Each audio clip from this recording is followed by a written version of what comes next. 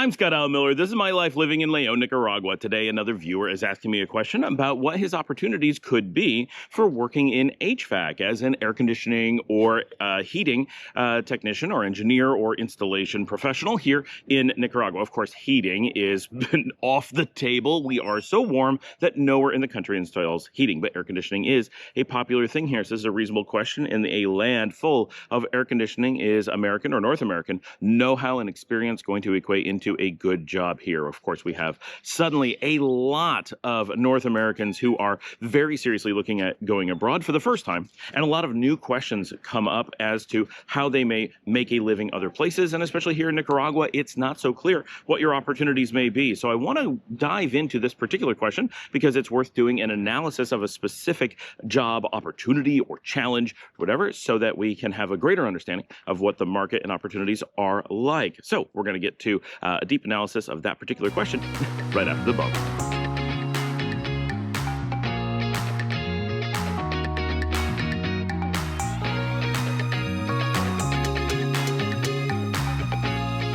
As you can imagine, air conditioning is a major thing here in Nicaragua. While a lot of people, the majority of the population, do not have it, and especially in the highlands and in Managua, it's less used. But out here in the west, in León and Chinandega for sure, we see a bit of air conditioning in place. And it is starting to crop up in Managua as well. Still, the majority of the country does without air conditioning outside of very expensive, exclusive homes. The average people definitely do not ever think about using it. And honestly, when I spend time in Managua, I rarely feel that I need it outside of sealed hotel rooms. If I'm in a normal house in Ciudad Sandino, as an example, I generally find that it's so much cooler than León that maybe I want a fan. Sometimes that's about it. But air conditioning is a important thing, especially for a lot of new restaurants and such and high-end homes. So our viewer is a 25-year veteran of the HVAC industry in, I believe, the United States. We're going to treat it as though it's the United States, and he can post and say if I'm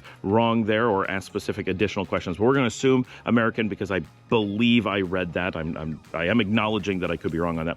And but 25 years doing HVAC, very experienced, I believe has his own firm in the United States, and is interested in moving to Nicaragua, potentially, right? And was wondering what his opportunities are for moving here and continuing to either own an HVAC company here. Of course, he almost certainly has the resources to open a firm here, or to work, come and work for someone else. So let's start with the working for someone else and dig into what that would look like. So keep in mind that as an HVAC professional in the United States, you're expecting to be earning a six-figure salary. My cousin is an HVAC. My uncle is an HVAC, a professor for HVAC, so I'm a little bit familiar. This is a very lucrative field in the United States. It is a difficult one. There's a lot of physical labor involved, for example, a lot of working in adverse weather conditions, a lot of having to go to different people's houses like constantly. Obviously, you can't just do it in the same place very often. You have to be really lucky to get one of those positions. But so this is it's a pretty intensive job, and it pays really well.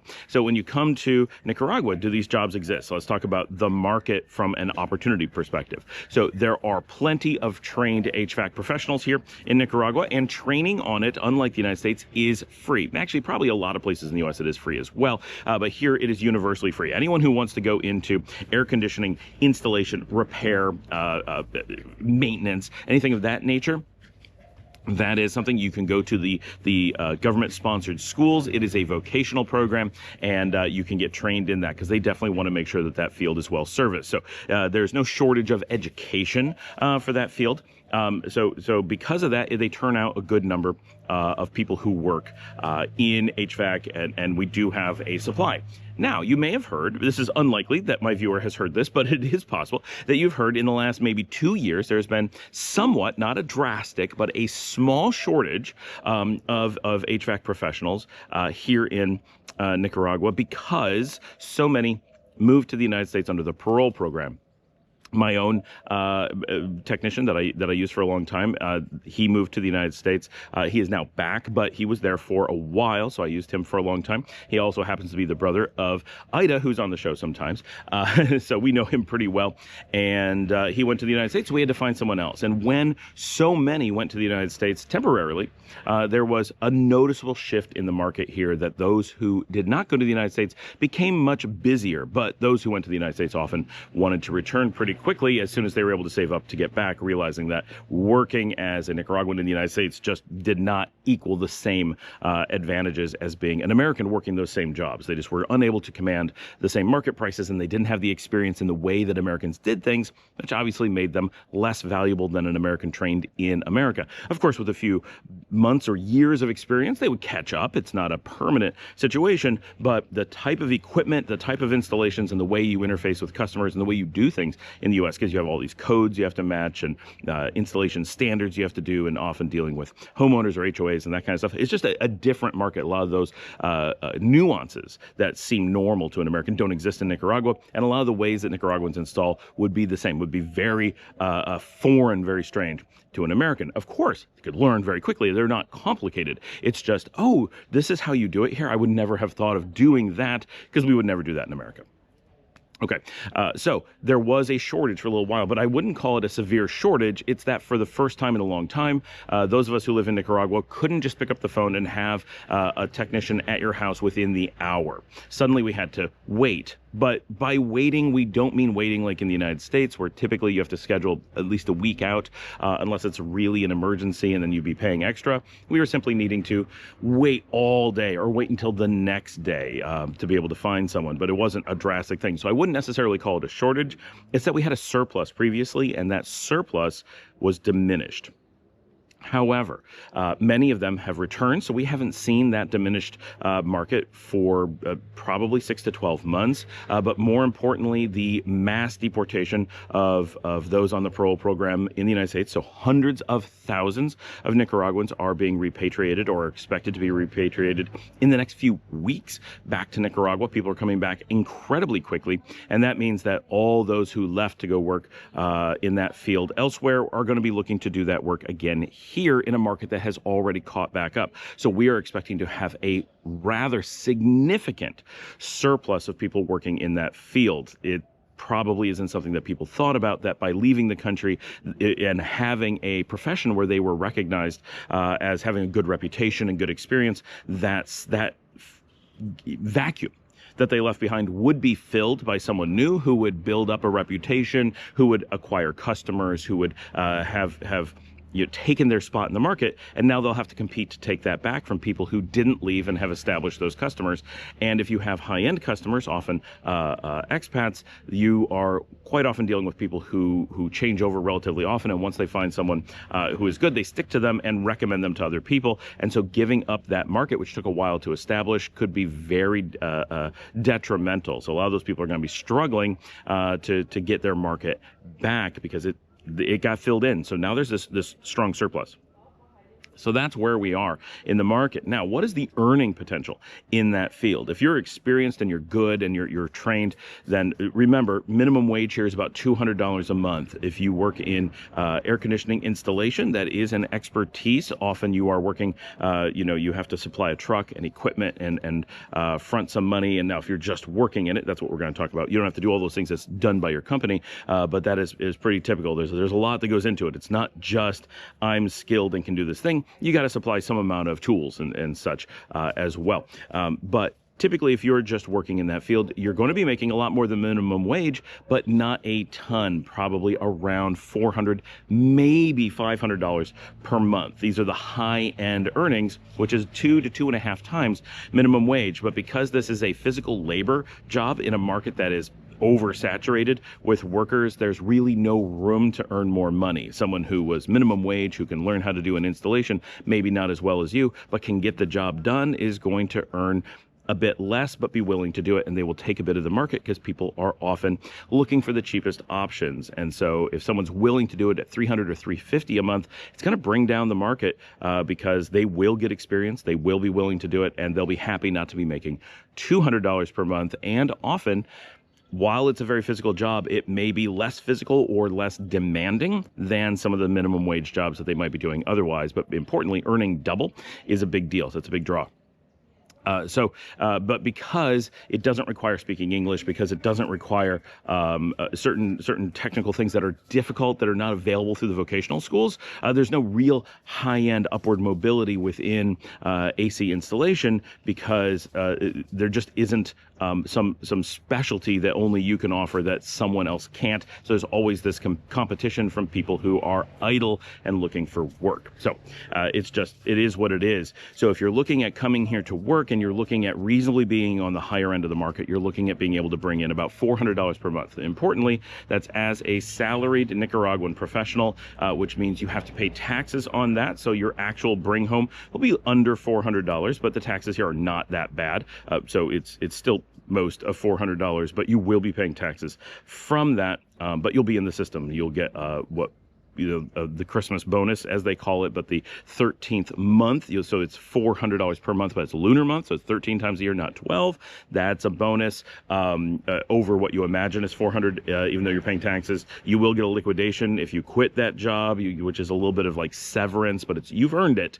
They can't keep it from you, but it's essentially what we would think of as a severance. You'd get certain guaranteed holidays and a certain amount of vacation, not a lot, but it would be guaranteed, and so forth.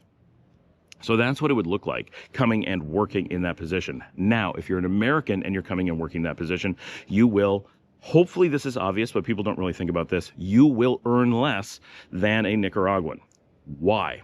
One, you don't have the experience in the market. The equipment, like I said, the equipment that we use, the installation techniques that are done are different. You'll be coming in at a disadvantage. No matter how much experience you have in the United States, typically a Nicaraguan who grew up here and has witnessed other air conditioning just around the country, even if they're not installing it, are going to have a lot of insight into how people expect it to work, how they expect it to be installed, what they are willing to put up with, and just what works. Those things are going to be intrinsic. They're going to know it naturally. You're going to be bringing a ton of super valuable North American knowledge that really doesn't apply here unless you can come up with some way to get the equipment that you're used to, get the installation tools that you're used to, and convince people to install systems that they have not been convinced to install currently. And one of the reasons that we do things differently here is that the buildings, the materials of the buildings, and the needs and the usages of air conditioning are very different here than in most of North America. And so the approaches taken are based on that and based on what's available.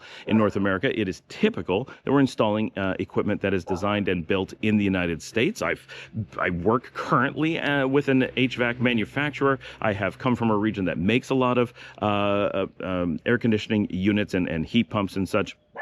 So I'm quite familiar with the market in the U.S. Here, nearly everything comes from either South Korea or China. Not that those things will be completely foreign to someone working in the U.S. market, but they will be slightly different, and you just won't have that, oh, I've worked with this unit a million times kind of experience, and that puts you at a small disadvantage. I'm not saying it's a big disadvantage, but it is a disadvantage that the equipment and the installation expectations are not going to be there. Then you're also not going to have the experience in working with Nicaraguans, and so that gives you a customer service or customer interaction disadvantage. That is, again, not a big deal, but if you're going to work for someone, you are slightly less valuable than a Nicaraguan who's going to be able to interface fluidly with anybody they have to deal with, right? Which could be people in a housing development, it could be security guards, it could be other maintenance people, it could be the vendors, it could be the homeowners, right? You are just at a disadvantage in every possible space. So why would any Nicaraguan company be willing to hire an American regardless of being you could be the most absolute expert, experienced worker in the United States in this field, and it would be very difficult for a Nicaraguan to justify hiring you even at a reduced rate. Even if all their other workers are making $400 a month and you'd only make $300 a month, it may not be worth it to employ you because you will be so much less valuable, so much less effective than the Nicaraguans. Plus, the working conditions are just not something you're used to. It's not that they don't want to employ you, but the opportunity isn't there.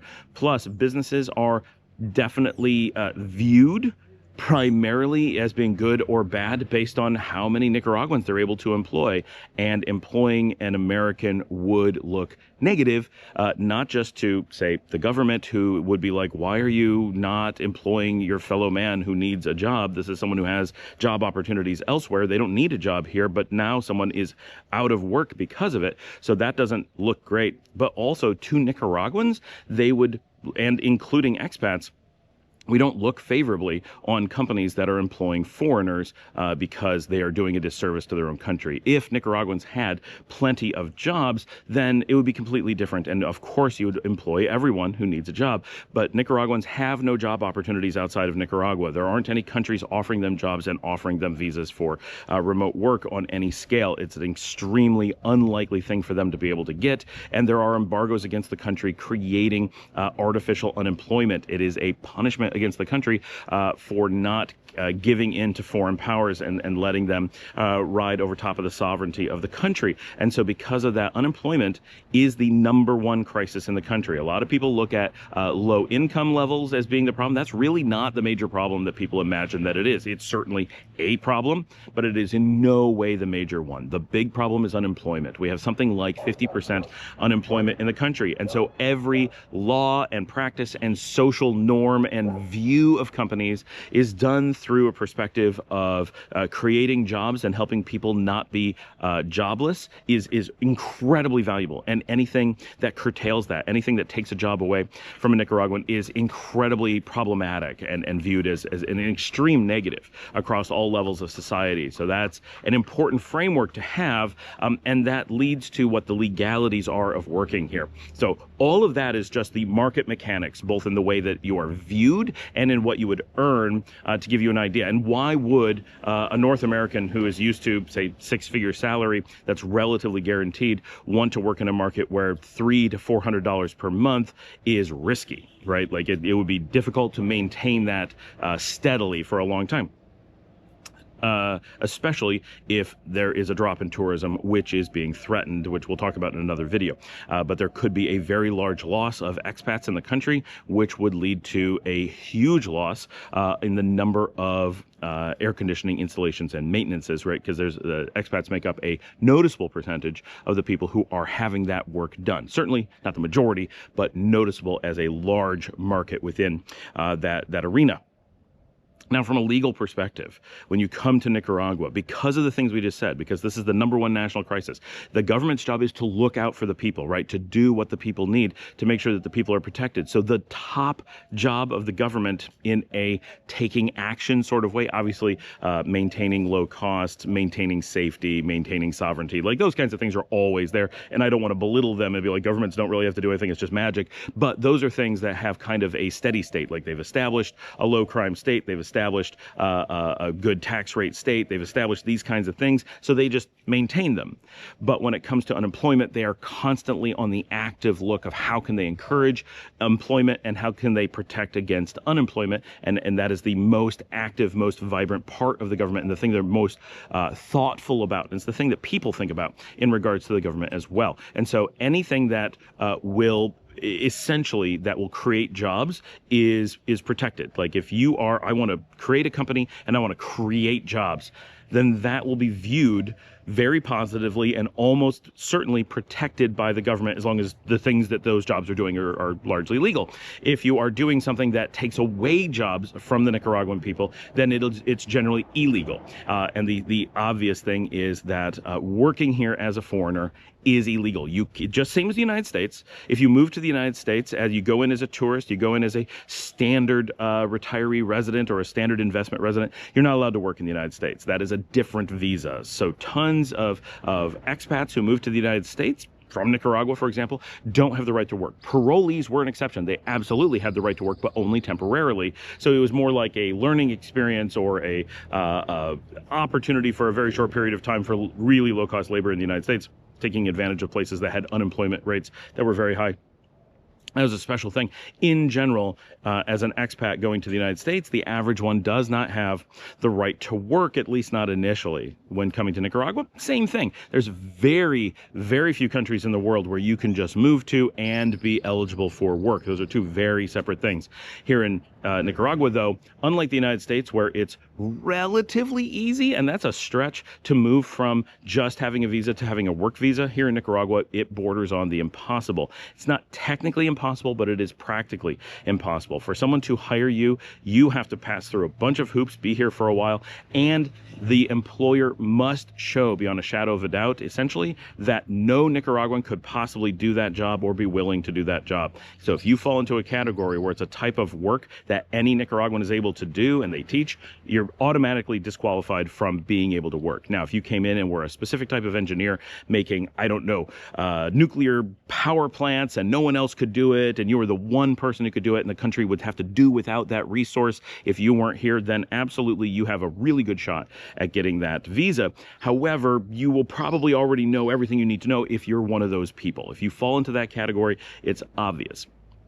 Otherwise, for normal people like us, we don't have the opportunity to work in Nicaragua. That is off the table. None of the standard visas that you can look at, none of them allow you to work. They all allow you to invest because that could create jobs, but none of them allow you to work here as an employee. So that's really important to understand that regardless of the first part, we're explaining why it's not lucrative to you, why you wouldn't want to do it, and why no one is going to want to hire you from a market standpoint. But from a legal standpoint, no one can hire you and you're not allowed to work. So yeah, you don't, but importantly, and the reason I start with the market is you don't want to. That's everyone imagines, or a lot of people imagine when moving to a new country that they've always worked in person in the country that they're in, and that if they move, they're going to need to continue to do so. For me, I've always worked remotely and always kept my home location. So I started my business when I was a teenager in New York. That one failed. I started another business when I was in my early 20s in New York. And no matter where I moved in the United States, I still worked to this company in New York. And when I moved abroad, I moved to many countries. I always worked remotely to my company in New York. And so my perspective of the work world is one of always being remote and the job always being stable in location. But for people who are working physically in person, the experience of their lives is generally completely the opposite, that no matter where they move, they have to take a local position and work locally. So it's easy to see why a lot of people, when moving to a new country, would have that perspective rather than my rather automatic, what difference does it make what country I'm in? I'm still doing the same job in the same U.S. New York jurisdiction. Technically Texas now, eventually it moved, but right, it was a big deal that we moved it. So I understand why people have this immediate reaction to say, well, I must need a job there, but that's not an option. However, once we've established that you can't, so just take it out of your mental space. Not an option in any way, but that's okay because you don't want to. You should have no desire to do this. The money, and now if you wanted to just volunteer and install air conditioning for free, okay. But you're still taking away a job, so don't do that. It's not a good volunteer opportunity, right? You're not helping really by volunteering because people need those jobs and it gives them a purpose and education, and just let the market work. But you don't want, from a business perspective, from an employee perspective, it's so little money and you'd be taxed on it that it's just not worth it. So what do you want to do? Well, what you want to do is be independently wealthy. So if you can make that happen, just go with that. But if you can't, if you have to be a worker like most of us, then what you want to do is either have a company in the United States that you run and manage remotely, which is what a lot of us do. And I'm going to do some videos about that because I think that's an important one that people often miss what that entails and how that would work. So I'm going to dig into that in a future video. But that is one option, and you may own an HVAC company today that you would just maintain. And I understand some people want to bail on the U.S. market completely. I don't know if I would recommend that, but obviously some people have that desire that they don't want to be tied to it, even in a remote investment sort of way. But a lot of people also think that they have to divest of their companies in the United States for some reason, which is anything but the case. The U.S. absolutely wants you to maintain that investment, maintain those workers, maintain that infrastructure if you can, even if you're living remotely. So that's one approach. And of course, you can mix things. The other is finding remote work. Now, this is more difficult if you work in HVAC because there's very little, some, but extremely little work that can be done remotely in the HVAC arena where your skill sets are being put to use. Obviously, you could do something like sales. That's super common remote, but there's a million people doing that basically for free already. So that's not an area that makes any sense to have done in the United States. So it's not going to make any more sense for you to do it while you're an American not in the United States. Basically, consider that you need to act like you're still in the United States but don't want to leave your home. That's going to give you the mental spaces to understand what kind of work was going to make sense. So the thing, this is challenging for a lot of people, is especially if you've never done this before, moving to a work from home mentality. But this is something you can do before you move and have all your ducks in a row and everything lined up. So consider finding, whether it's in your field or finding a new field that you're able to work in remotely, that you can do the work from home. And this could be something related to what you do, or something completely different, a chance to explore something different in life. And of course, you could keep a business and do something on the side, but don't jump. I recommend not jumping into the super obvious unskilled work that lots of people do, like teaching English, because that's what everybody does. There's hard to imagine fields that are more saturated with low-cost American workers who are already all doing the work remotely, working as close to minimum wage as they can get away with, because it's just what everyone thinks, that there's an endless number of really untrained jobs that you can do just because you grew up speaking English. A certain number of those certainly exist. That is absolutely true. But people who need those jobs have been doing them for a long time. So you have experienced people who are already in those positions and are already living in low-cost locations. You're not going to be able to really break into that very easily. That's an extremely difficult market, because there is a limit to how many can be hired in that field, and we are way past that point in those things. So you'll want to look for where there's job opportunities in something either that you can acquire a skill, or that needs you to acquire a skill on a job. And I realize this is very vague, but the world of work is a very vague thing. Think about when you're in high school. I know for a lot of us that was a long time ago, but you're going through your aptitude test and like, what do you want to do with your life? And at some point, I said, boy, I really like making software and running businesses. And at some point you said, I really like doing HVAC systems, installation or maintenance, something, maybe the travel, maybe the seeing different people every few hours, maybe super extroverted, but you like working with your hands. I totally get why that's a field that people love. I have a lot of family members. This is exactly what they do. And it's a great field, right? You kind of need to go through that process again. Dig deep into yourself. What are you good at? What are you interested in? What makes you happy? And think about what of those things can you do from home. And in this day and age, nearly everything can be done from home. Obviously not everything, but there's a lot of jobs that can be done from home. And we've got a lot of videos about that. This is going to be in our playlist for working from Nicaragua. So watch some of those. We dig into like a whole bunch of complicated things about this all the time. But even if you took a really low paying, even a minimum wage job working from home, there's a couple things. One, that minimum wage is so much higher than that $300 or $400 a month you could make in HVAC here that it's going to blow it out of the water. Two, that minimum wage here, even though it's not a ton of money in the United States, is going to let you live really well here in Nicaragua. You're going to be seen as maybe not a 1%er, but a 5%er for sure. You're going to be in the upper echelons of society. You're going to be at the upper bounds of middle class, maybe pushing upper class. You're going to have access to a market, be able to do a lifestyle that will almost certainly be quite a bit in excess of what you're used to, making a good 6 figures in the United States. You're going to be living in a safer environment, in paradise. Importantly, if you are here full time, that work is also tax-free if you're an American. That's a little bit complicated, but we got videos that dig into exactly how that works and why it works. It's not 100% tax-free if you get above like really big numbers, or you have like certain tiny base taxes. It's essentially tax-free for all reasonable amount of money you can make here. So suddenly that money goes a lot farther. And until you experience purchasing power parity changes here in Nicaragua, it's hard to believe what earning, say, $20,000 or $30,000 from the U.S. tax-free means when living in Nicaragua. That's, if you're making $30,000, you are definitely a 1%er here in Nicaragua. You will be able to buy any house, buy any car, do anything, anytime. You are able to live a baller life at $30,000 as long as your money is coming from the outside. And that's just something that people really struggle to kind of picture how that could possibly be, but it's a really big thing. And remember that by doing that, right, by bringing in an income from the outside, whether it's working for a U.S. company or investing in a U.S. company and taking dividends or profits, or paying yourself a salary, which I highly recommend. We can dig into questions about mechanisms that make sense when you're abroad.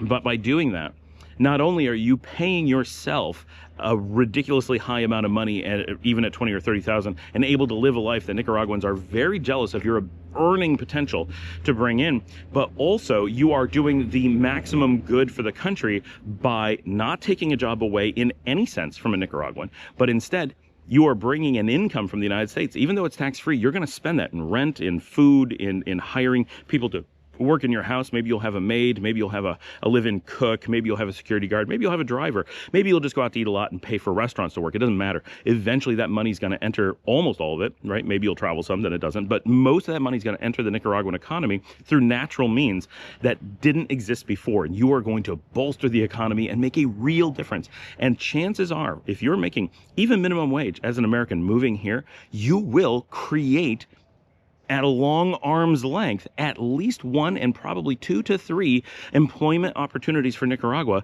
simply for Nicaraguans, simply by investing into the market, by spending your money here, right? By paying that rent, by ordering food, by buying food in the market. You're contributing to little tiny slices of many different jobs that cumulatively almost certainly will create 1 or 2 actual jobs. So you represent a real benefit to the country, a very tangible, very real benefit to the Nicaraguan people by doing that. And so that is the perfect situation where you can do the maximum good while also living the maximum life and having these great opportunities. And of course, you can invest over time.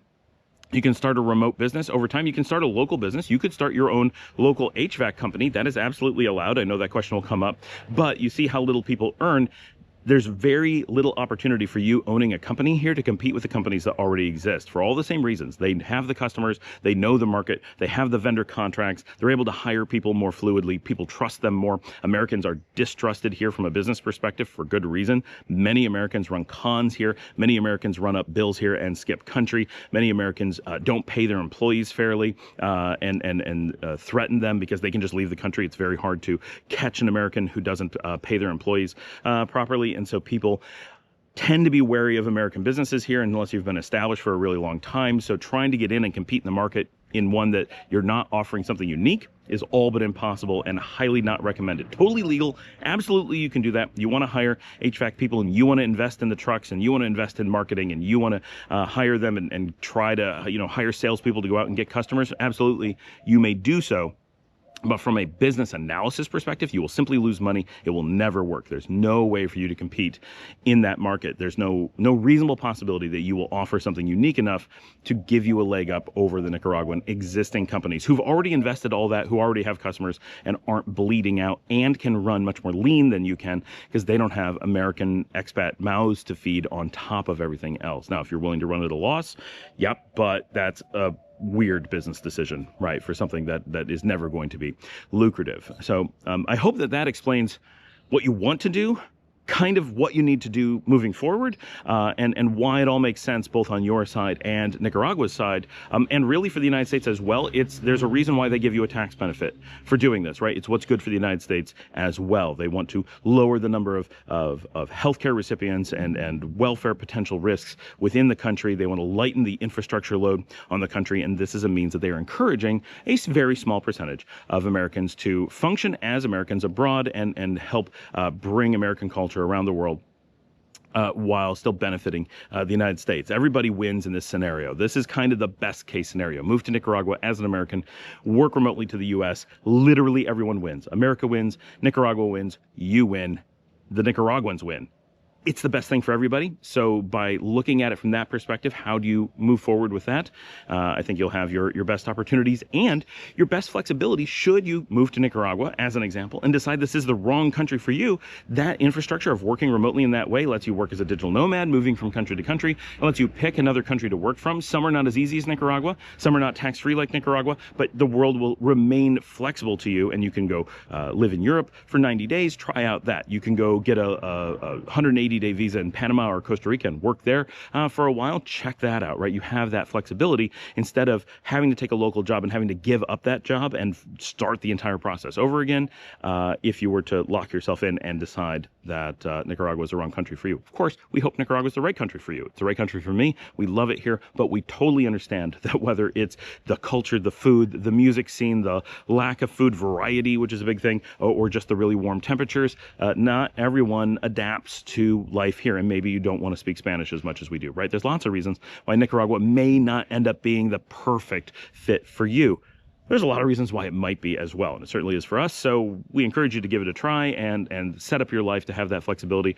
You will also find that your experience in Nicaragua will be better the less trapped you are. If you feel trapped in Nicaragua, you may never leave, but you'll be unhappy. But if you have the flexibility to leave, your desire to do so will be as low as it can possibly be. So give yourself the ability to dream of moving somewhere else happily, and probably you'll find that Nicaragua is more likely to be the right place for you to stay indefinitely. Thank you everyone for joining me. Please hit like and subscribe. You can support the channel. We got the button up above to buy me a coffee. That really helps. It's a lot of expense and time and effort to put this show together, but I appreciate all of you so much. We have the new WhatsApp group for those who want to come on and have live conversations with other expats, people who live here or are looking at moving here, or maybe just tourists. It's a lively conversation. We're pushing 100 people at this point on that discussion group in WhatsApp. The links are all in the show notes. If you want to send in your own questions, obviously just go down in the comments, say hello, leave your comments, ask questions, but you can also look in the show notes and we have information on how to send in a video. We don't make money any which way here except for your donations and the little bit of tiny money from the ads that Google shows.